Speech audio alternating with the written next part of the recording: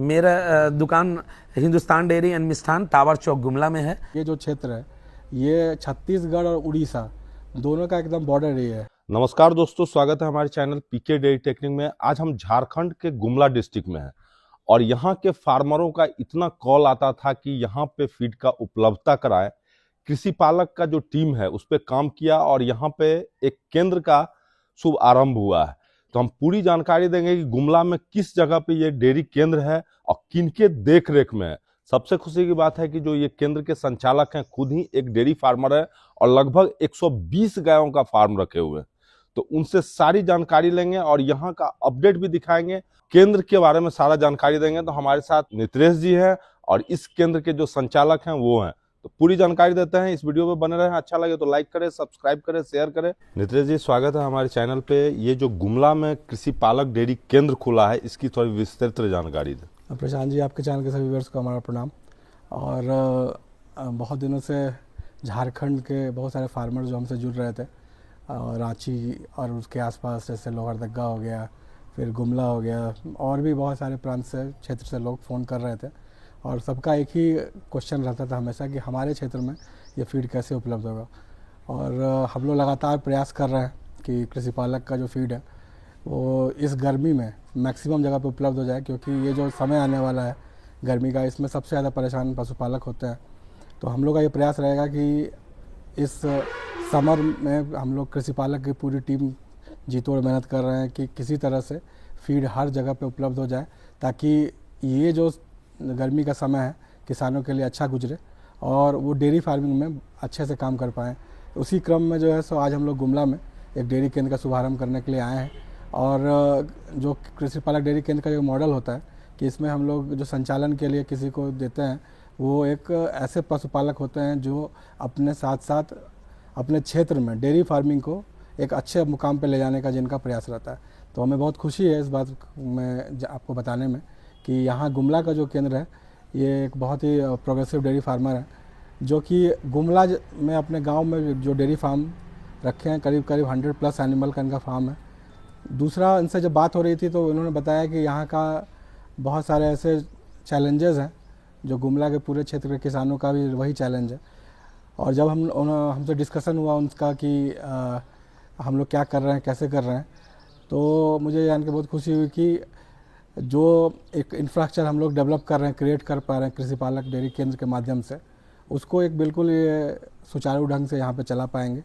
और एक और बात जो सबसे अच्छी बात है कि इनसे जो हमारी मुलाकात हुई थी, अभी बिहार डेयरी कैटल एक्सपो हुआ था, वहाँ जो हमारा स्टॉल था, ये एक विजिटर के रूप में आए थे वहाँ पे, और तब काफ़ी इंटरेस्ट से इन्होंने जाना और बहुत सारे फार्मर्स से मिले। वहाँ के जो लोकल फार्मर्स जो डेयरी केंद्र के संचालक भी थे, अलग अलग, जैसे भागलपुर से थे, आपको रांची से थे, और मुझे लगता है मुंगेर से थे। तो उन सभी से उन्होंने पूरा फीडबैक लिया और उस फीडबैक लेने के बाद इनका हुआ कि नहीं, ये कृषि पालक से हमें भी जुड़ना है और हम लोग भी गुमला में करना ही चाह रहे थे। तो उसी का एक प्रयास का एक परिणाम है कि आज हम लोग यहाँ पे हैं और कृषि पालक डेयरी केंद्र जो है गुमला का यहाँ पे इनके देखरेख में होने वाला है। तो हम उनसे आग्रह करेंगे कि आएँ और थोड़ी सी जानकारी हमारे पशुपालक जो आपके चैनल को देखते हैं उनको सारी जानकारी दें कि यहाँ पे केंद्र के माध्यम से क्या क्या सुविधाएं रहेंगी और ये केंद्र में कहाँ कहाँ के किसान इससे लाभान्वित होंगे। तो सर आइए। सर, स्वागत है हमारे चैनल पे। थोड़ा अपने बारे में जानकारी दें। नमस्कार, आपके सभी दर्शकों को, सभी किसानों को नमस्कार। जैसे कि मैं गौतम कुमार हिंदुस्तान डेयरी का संचालक हूं। गुमला जिला के पालकोट गांव में मेरा डेयरी है। केंद्र जो है कृषि पालक केंद्र डीएसपी रोड गुमला में खुल चुका है और इसकी जो सुविधा है वो पालकोट में, कोलेबीरा में, सिमडेगा में, कोनबीर में, बसिया में, चैनपुर में, डुमरी में, आपके सर घाघरा में, सिसई में, भरनों में, इन सभी जगहों पे ये आप उपलब्धता हमारे स्टोर से होगी। जो कृषि पालक केंद्र है वहाँ से आप सभी किसानों को वहाँ से कृषि पालक का जो फीड है वो उपलब्ध होगा। गौतम जी, आप पशुपालन में जो हम लोग आपसे मिले और देखें जो जितना बढ़िया से आप व्यवस्था किए हुए हैं डेयरी फार्म का, ये कब से आप कर रहे हैं? ये 2005 से ये हमारा डेयरी है। हम पूरे परिवार हम लोग मिल के ये डेयरी शुरू किए थे। अच्छा। और आज ये भी डेयरी सकुशल चल रहा है। और बीच बीच में जैसे अभी हम जब कृषि मेला लगा था बरौनी में, वहाँ गए तो आपके स्टॉल में जब हम लोगों से, किसान से बातें किए, तो लगा कि आपके फीड में करने से लागत कम होगी और जो है सो फायदा ज़्यादा होगा और गाय का जो कंडीशन वो भी सही होगा। और आप लोगों के द्वारा बताया गया कि ब्रीड के मामले में भी आप लोग काम कर रहे हैं, जो कि इस क्षेत्र के किसानों के लिए एक नया चीज़ होगा। किसान आगे बढ़ पाएंगे, अच्छे अच्छे बछिया रेडी कर पाएंगे। अभी क्या होता है कि किसान जो है अपने बच्चों को, अपने जो गाय के बच्चे को ध्यान नहीं देते हैं और चाहते हैं कि मर जाए या ऐसे बिक जाए, जो भी है।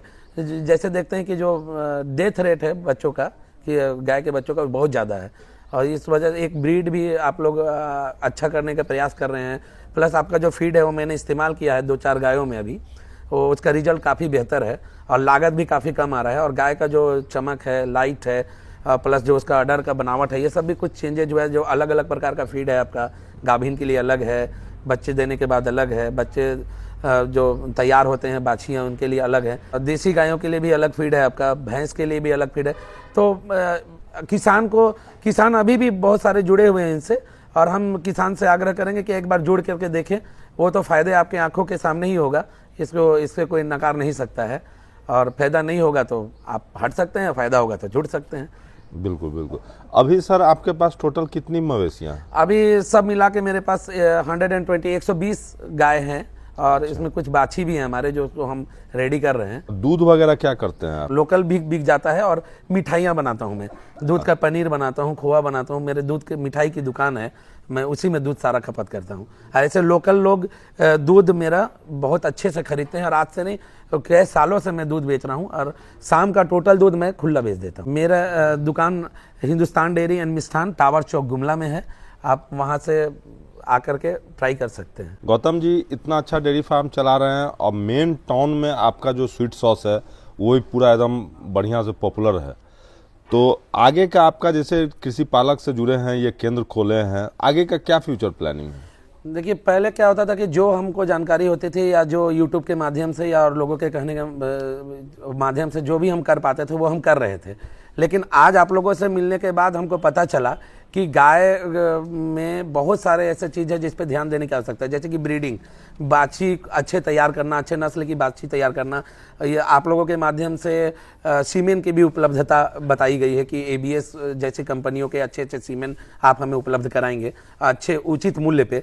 तो मैं चाहूँगा कि नेक्स्ट टाइम जब आप यहाँ आए, या किसान जब यहाँ विजिट करे, तो उनको बाछी ऐसा देखने को मिले जो पंजाब की तरह देखने। पंजाब में हम लोग यूट्यूब में देखते हैं अच्छी अच्छी बाछी दिखती हैं, हम लोग सोचते हैं कि इधर क्यों नहीं होता है, लेकिन सबसे बड़ी बात है कि हम लोग अच्छे सीमन उपलब्ध नहीं होने की वजह से हम लोग ये नहीं कर पाते। लेकिन आप लोग जैसे बता रहे हैं कि आप लोग ऐसे सीमन उपलब्ध कराते हैं, तो ऐसे अगर हम आपसे जुड़े हैं तो ऐसे बाकी किसान भी हमारे केंद्र से जुड़कर इसका फ़ायदा उठा सकते हैं और आगे उचित लाभ ले सकते हैं। आपके केंद्र से कोई अगर जुड़ना चाहेंगे तो कहाँ कहाँ के लोग आ सकते हैं?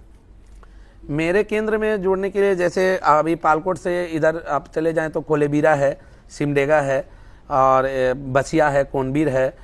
आप गुमला के उधर जसपुर साइड चले जाए तो उधर कुनकुरी है। फिर आप चैनपुर है, डुमरी है, मांझा टोली है।